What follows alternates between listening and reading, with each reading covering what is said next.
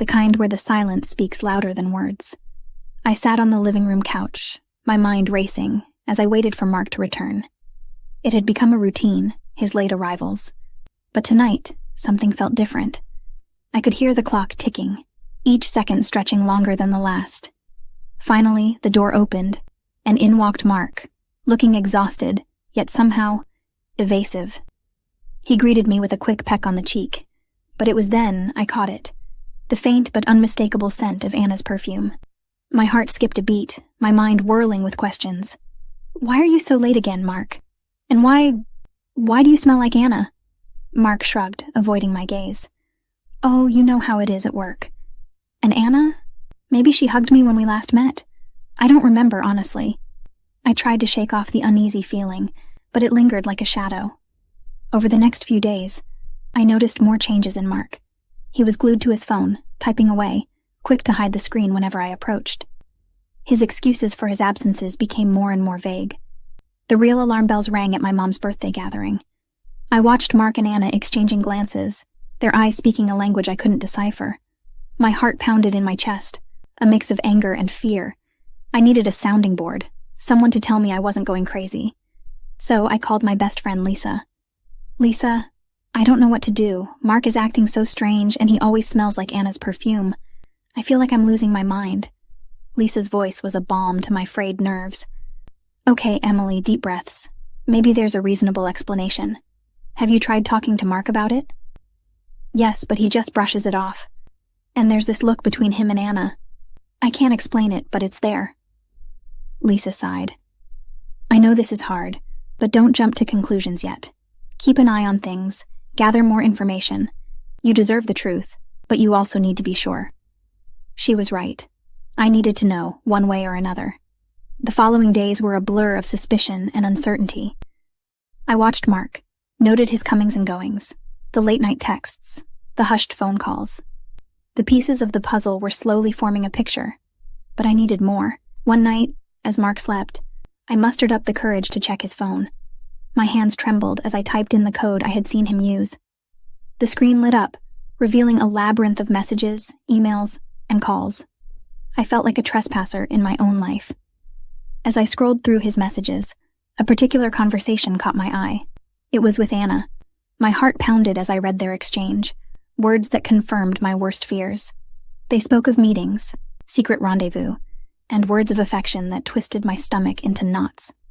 I put the phone down, feeling a mix of betrayal and clarity. It was real. The late nights, the perfume, the looks, they weren't just my imagination. Mark and Anna, my own sister, were having an affair.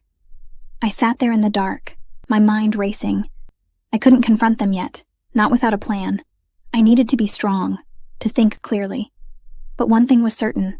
I would find out the whole truth, and they would have to face the consequences of their actions. I decided then, in the quiet of the night, that I would investigate further. I would gather evidence, confront them with undeniable proof. They had crossed a line, and there was no turning back for any of us. The next morning, I woke up with a resolve I hadn't felt in a long time. I was going to uncover the truth, no matter how painful it might be.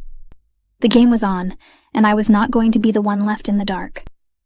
Wrapped in my thoughts and a trench coat, I found myself strolling through the park, following Mark from a safe distance.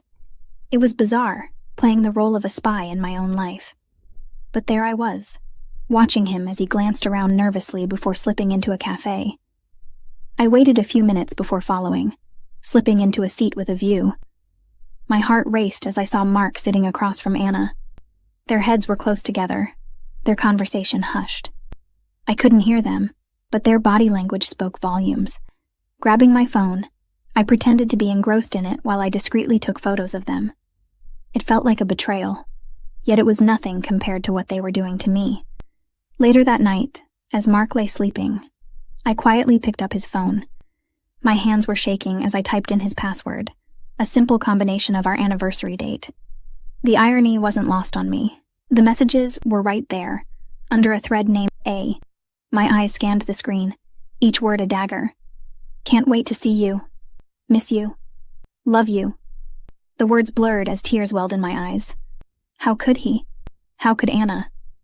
I took screenshots, sending them to my phone. I needed this evidence, as much as it hurt to gather it. With a heavy heart, I put his phone back, slipping away into the darkness of our room. The next few days were a blur. I moved through them like a ghost, my mind always returning to the betrayal. I met Lisa for coffee, the weight of my discovery a tangible presence between us. "You were right, Lisa. They're having an affair." Lisa reached across the table, her hand covering mine. "I'm so sorry, Emily. What are you going to do now?" I took a deep breath, feeling a sense of determination rising within me. "I'm going to confront them, but not yet. I need to plan this carefully. They won't see it coming." Lisa nodded, her eyes filled with concern. "Just be careful, okay? You don't know how they'll react." I assured her I would be. But the truth was, I didn't know how I would react either. This wasn't just about exposing them anymore. It was about reclaiming my life, my dignity. Days turned into a week, and I continued to gather evidence. Photos, messages, anything that would leave no room for doubt. It was a painful process, but necessary. Then, one evening, as I sat alone in our living room, I knew it was time. I couldn't live in this limbo any longer. A plan began to form in my mind, clear and precise. I would confront them at the next family gathering. It would be public, undeniable. I picked up my phone and dialed Mark. "Hey, can we host the next family dinner? I think it would be nice, a way to bring everyone together." There was a pause before he answered. "Sure, Emily. That sounds great." His voice was casual, unsuspecting. Little did he know, it would be a dinner they would never forget. As I hung up, a sense of power surged through me. They thought they had deceived me, played me for a fool. But I was about to turn the tables. The stage was set, and soon, the curtain would rise on their final act. The family dinner at my parents' house was set. The table was adorned with my mother's finest china, the aroma of roasted chicken filling the air. Mark and Anna arrived together, their smiles as fake as the calm I was desperately holding on to. Throughout the dinner, I played the perfect hostess, all while my heart raced like a trapped bird. Mark was his usual charming self, laughing and joking with everyone. Anna, too, seemed at ease, but I could see a flicker of something in her eyes when she looked at me. As dessert was served, I knew it was time. Standing up, I cleared my throat, the room falling silent. "I'm glad we're all here together because there's something I need to say." Mark looked up at me, a puzzled smile on his face. "What's up, Em? You look serious." I took a deep breath, my hands trembling ever so slightly. "I've discovered something. Something that involves two people at this table." Murmurs rose around the room. My parents exchanged confused glances. "I've learned that Mark and Anna have been having an affair." The words hung heavy in the air, the impact immediate. My mother gasped. My father's fork clattered onto his plate. Mark and Anna froze, their faces draining of color. "That's absurd, Emily. Why would you say something like that?" Mark's voice was a mix of anger and disbelief, but I was ready. Pulling out my phone, I displayed the photos and messages for everyone to see. The room was deadly silent as the evidence circulated, each image a nail in the coffin of their lies. Anna was the first to break the silence, her voice barely a whisper. "Emily, I'm so sorry." Mark reached out, trying to take my hand, but I pulled away. "How could you, Mark? And with my own sister?" I don't know what to say, Emily. It just happened. I'm sorry, I truly am." My voice was steady, even as my world crumbled around me. "Sorry doesn't change what you did. You both betrayed me, betrayed our family." Tears streamed down Anna's face, but I felt nothing but a cold detachment. "I can't be around you, Anna. Not anymore." Turning to Mark, I felt a sense of finality. "And as for you, Mark, I want a divorce. I can't be with someone I can't trust, someone who would do this to me." The room was a cacophony of emotions: anger, sadness, disbelief. My parents were at a loss for words, their expressions a mix of shock and sorrow. I looked around at the shattered faces, feeling a deep sense of loss, but also of liberation. I had exposed the truth, as painful as it was. There was no going back from here. "I think it's best if I leave now," I announced, my voice unwavering. As I walked out of my parents' house, the cool night air hit me, bringing a sense of clarity. I had stood up for myself, refused to be a victim. The road ahead would be tough, but I knew I would get through it. I had taken the first step towards a new life, one where I was in control of my destiny. The day I finalized my divorce from Mark was a day of mixed emotions. Sitting in the lawyer's office, signing those papers, felt like closing a painful chapter of my life. It was done. I was free, yet the weight of what had transpired still lingered. Walking out of the office, I called Lisa, who had been my rock through it all. "It's official, Lisa. The divorce is finalized." Lisa's voice was warm and supportive. "How do you feel?" "Relieved, I guess, and a bit lost. But mostly I feel like I can finally start over." "You've been so strong, Emily. I'm proud of you. What's next for you?" I smiled, feeling a sense of hope for the first time in months. "I'm not sure yet, but I want to rediscover the parts of me that got lost in all of this." And that's exactly what I did. I started painting again, something I hadn't done since college.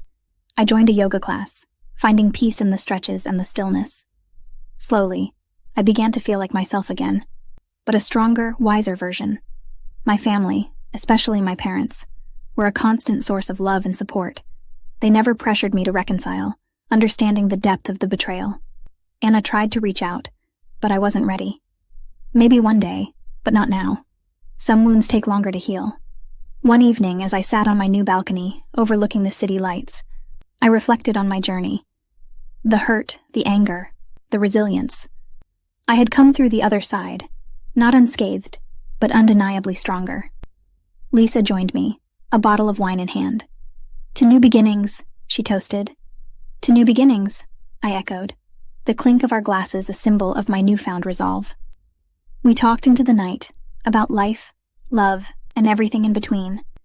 Lisa listened as I shared my dreams, my fears, and my hopes for the future. "You know, I've been thinking of starting my own business, something creative, something that's mine." Lisa's eyes lit up. "That's a fantastic idea. You have so much talent and passion.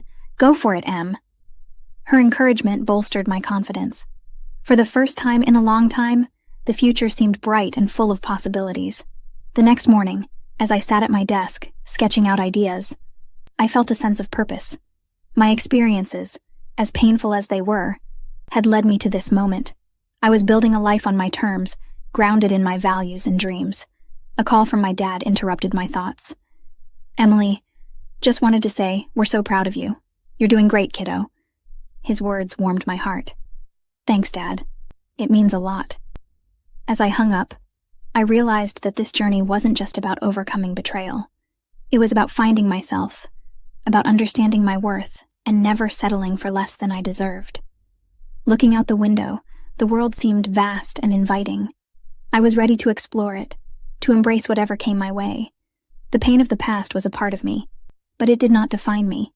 I had triumphed over adversity, stayed true to myself, and emerged not just intact, but empowered.